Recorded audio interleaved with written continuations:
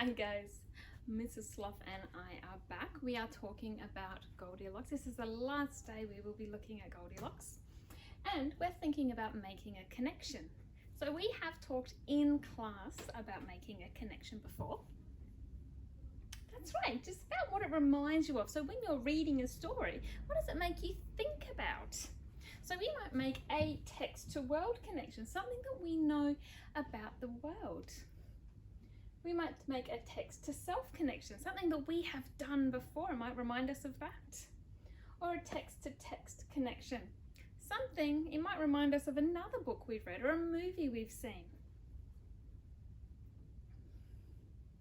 So when you're making a connection, this is what your sentence might start with. I think. So what do you think about when you're reading? Or this reminds me of. So you might get to a page and it might remind you of something else that happened. Mrs. Sloth said this reminds her of when we did our properties walk the other day for science. That's good. That's a good connection that you've made, Mrs. Sloth. Or I remember. I remember when. Think about when something like that happened to you, or when you saw something like what you've seen in the pictures. So, Goldilocks and the Three Bears. Oh, that there? Yeah, that's Goldilocks. We've read it before. We found that out. You weren't here when we read it before. Yeah. So, once upon a time, there was a family of 3 bears who lived together in a little cottage. There was a daddy bear, a mummy bear, and a baby bear. Every day they would have porridge for breakfast. Mummy bear would put the porridge on the table to cool, and the bear family would go for a short walk. Oh, do you go walking in the morning? So that's your connection. So Mrs. Sloth has made a connection. She likes to go for a walk in the morning. Her connection is a little bit different because she goes after breakfast, but she still had that connection. She goes for a walk in the morning. So that could be a connection like yours. One fine day they set off for their walk just as usual, but trouble was just around the corner. Not the corner here, Mrs. Sloth, this is a story. Coming down the path was a very naughty girl. Her name was Goldilocks. Oh, I think her name was Goldilocks because she has golden hair, and sometimes we call our hair our locks. Yeah, so you have purple hair. So this reminds me, okay, of my house a little bit because I have a 2-story house, but it's different.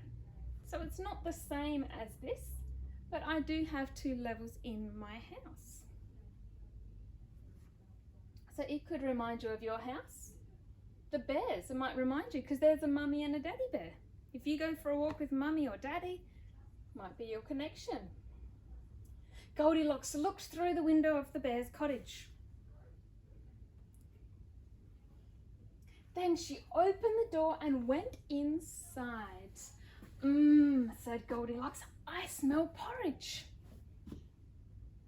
This reminds me of when I was little and my nana used to cook me porridge, and I used to walk over and go, I smell porridge. It was really yummy. Goldilocks could see the bowls of porridge on the table. She tasted each one in turn. The largest bowl of porridge was far too hot. The middle-sized bowl of porridge was far too sweet. The little bowl was just right, and Goldilocks ate the porridge all up. Oh, so that reminds you when your mum cooked you porridge?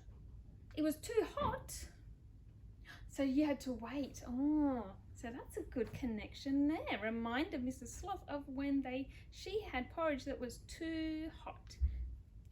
Oh, burned her mouth. Goldilocks then decided it was time for a rest in a comfy chair. The biggest chair was much too hard. The middle-sized chair was much too soft. Too soft like Mrs. Sloth is too soft. But the little chair was just right. Unfortunately, Goldilocks was too big and the little chair broke. Have you ever broken anything, Mrs. Sloth? Oh, so you didn't break a chair, but your brother built some Lego and you accidentally stepped on it? So that might be a connection. So you broke something as well. It was an accident, just like Goldilocks was an accident. Goldilocks thought she would feel much better if she had a little bit of sleep. So she went upstairs. In the bedroom, there were 3 comfy-looking beds. The biggest bed was too hard. The middle-sized bed was too soft.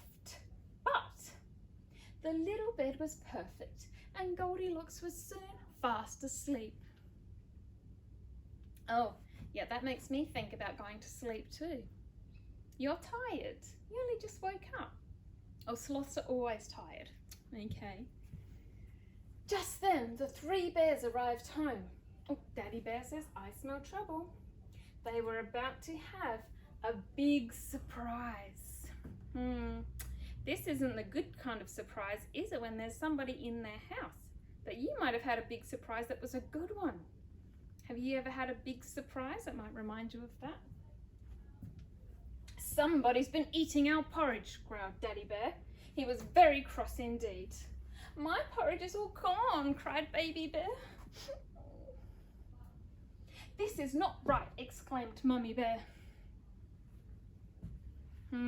So they're upset. Have you remembered a time when Mummy or Daddy or somebody in your house was upset, or that you cried because someone had eaten everything that you wanted? It does happen. That might be your connection that you could make if someone in the house was upset because somebody else had been doing the wrong thing. The bears went into the living room. Somebody's been sitting in our chairs, growled Daddy Bear.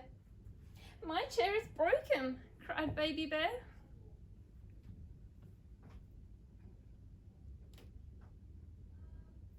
So Baby Bear here is crying again. You might be able to make a connection to a time that something happened that upset you and made you cry. That could be a connection. The bears decided to check the rest of the house. Slowly and quietly, the bears tiptoed upstairs.